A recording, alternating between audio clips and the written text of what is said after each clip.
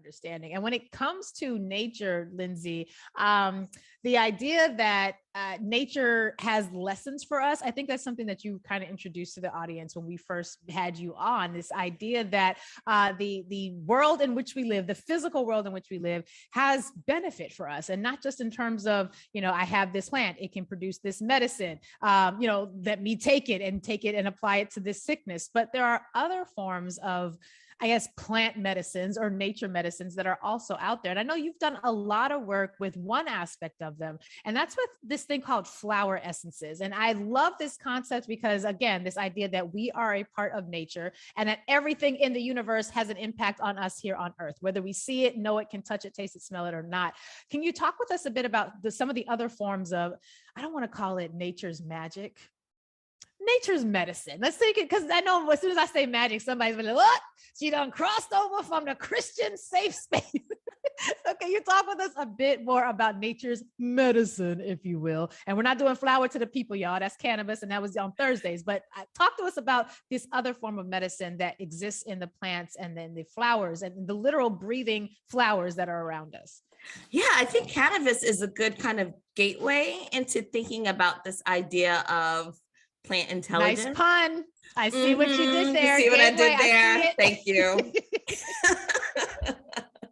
But so this idea that we know that when we interact with certain plants, it changes how we think. It changes how we look at things, right? We kind of can assume that is true. And so when we're talking about flower essences specifically, we're talking about an understanding that almost every plant, arguably every plant, has its own kind of intelligence or its own influence on the psyche. And so that means that I can use the example of dandelion. Dandelion is a flower essence. It's also an herb. We can use it as an herb. We can also eat dandelion leaves as a food, right? But so when we're talking about the flower essence, we're talking specifically about what is the intention or what is the intelligence of a dandelion? What does a dandelion have to teach us about what it means to live on this earth in this world? And so we have to kind of calm our egos down a little bit, because most of us arguably don't think that anything that is not human has any intelligence. So we have to kind of back ourselves out of that corner a little bit. And then it's like, okay, this humble dandelion, well, what does it teach me? What could it teach me? And so when you're working with the dandelion flower essence, one of the things that it helps to build your perception and your awareness around is, are you working too hard? Are you holding too much tension in your body? Are you overachieving in ways that are not healthy for you? So if you're working with the flower essence, you'll start reassessing your work schedule, your life. Like, how are you holding up your humanity in the midst of all the work and stuff that you have to do? So that's the intelligence of dandelion. And it grows so abundantly in New York City. I think just for that reason, I think the dandelions are looking at us rushing around and going in and out of concrete buildings, and the dandelions are like, I just wish they would listen to me. Now this makes perfect sense to me with the cannabis context, allegedly, because I have some, third party, distant, removed connection to the cannabis community. No need to worry about how that happens. But so I understand how this works with cannabis. I understand how cannabis. I'm better understanding how cannabis interacts with our cannabinoid system. Dashita Dawson would be proud of me for pronouncing that correctly. I get that, but by experience of a dandelion, isn't that the yellow flower that you kick, and then when it turns into a powder, a puff ball, you pick it and then you make a wish and you blow it and all the little spores. I mean, that's what I know about dandelions. How do we know what a dandelion can teach us? How do we know this? So there's a couple of ways, and I can look at it from both a modern context as well as a more ancient context. Let's do both. Yes, and always, because we're both, right? So from a modern context, there are organizations such as the Flower Essence Society, which is who I offer my certification training through, where we spend decades researching a particular plant. Right. And so it's through case studies, it's through, there's a entire process around understanding what a plant teaches. Wow. And you look at those hits or those archetypal themes over time, right? So if over the course of 10 years, X amount of thousands of case studies all show these signatures of what happens when you take this dandelion plant, for example, then we start to know that that's one of the indications of the plant. Right? So we study it. What you're saying is there's a scientific they all, method when we're working in the, there's a materia medica for flower essences. There are organizations that train, that write, that research. So it's its own science from a modern context. Wow. And then from an ancient context, the question of how do I know what a dandelion wants to teach me is you experience it, you spend time with it, you contemplate it, you meditate with it, you allow yourself to bridge that gap between humanity and nature. And so that's a little bit harder for some of us in this context. So I'm just, part of me, sometimes when I have conversations with you or people who have your type of knowledge, I get so frustrated because I'm like, this was knowledge that our communities had, that they gathered, that they passed down from generation to generation.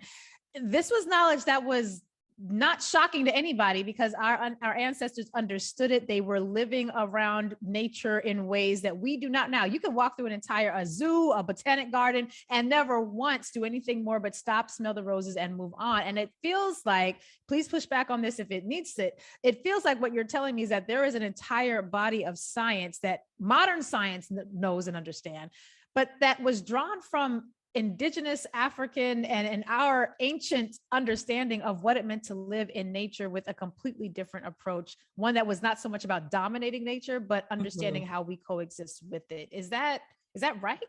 That's absolutely true.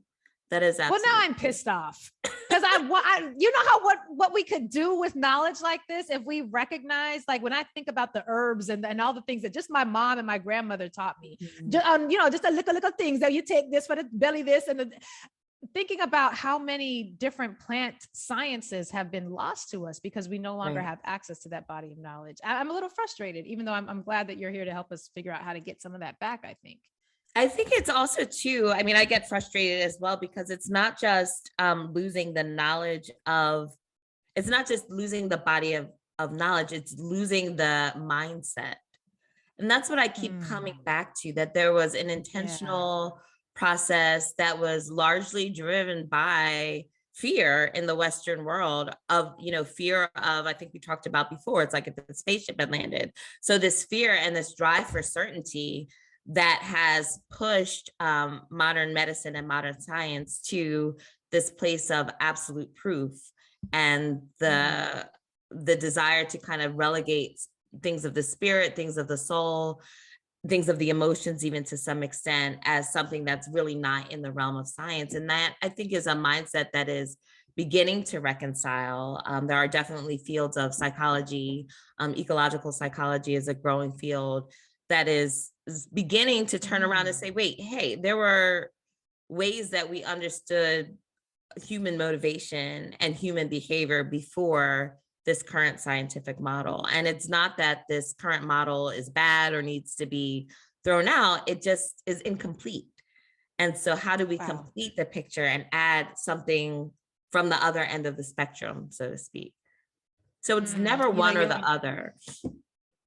No, I love that. And you're reminding me of this article I was reading recently about indigenous communities here in this country, in this continent, who were forbidden from participating in their burning practices for a variety of forests. And they had this intricate system of control burns that they would use to minimize the flammable material within forests so that raging wildfires would not happen. They were prohibited from engaging in those practices because we in the West, no, not we, they in the West were dominating the world and colonizing, because we wasn't colonizing, but the colonizers decided you can't do that because we have said no, because we don't understand it. So we say no to the controlled burns. Well, now we've got raging wildfires half the country is on fire half the year. And now those same indigenous communities that were banned banned from engaging in their traditional millennia cultivated practices that would allow them to the fires to not be as prolific as they are. Now, people in the Western sciences are saying, hello, Mr. and Ms. Indigenous community, can you please give us some insight on that controlled burn process that we forbade you from participating in because now we don't know how to stop the wildfires. And so there's a recognizing that we had access to medicines that had been tested and tried for millennia upon millennia that were forbidden by white colonizers by white colonizers. And now the colonizers' children then realize they have to have the indigenous language and understanding. That's exactly. I have an advisor in my PhD program, Dr. Gina Belton, who is an Indigenous elder. And she has put me onto this idea of evidence-based practice versus practice-based evidence. And so in modern medical science, we're always looking at evidence-based practice, right? What's the double-blind study? What's the research? How does the evidence prove or disprove with certainty that this thing works? And what she says is that when you're looking from another perspective, that our ancestors were not idiots. So this idea that we would not keep doing something over and over again for thousands of years if it didn't work. So just because we can't prove it in your framework doesn't mean that it's not real. And that's something that's still an ongoing battle in the field of medicine when we talk about complementary and alternative medicine, which often has its roots in indigenous and diaspora cultures, that we get into this little bit of a headlock around is it true? Does it work? Is it real? And then the question is, well, which reality? Whose reality? Because your reality hasn't really helped me out too much. Well, and there she said a word, folks.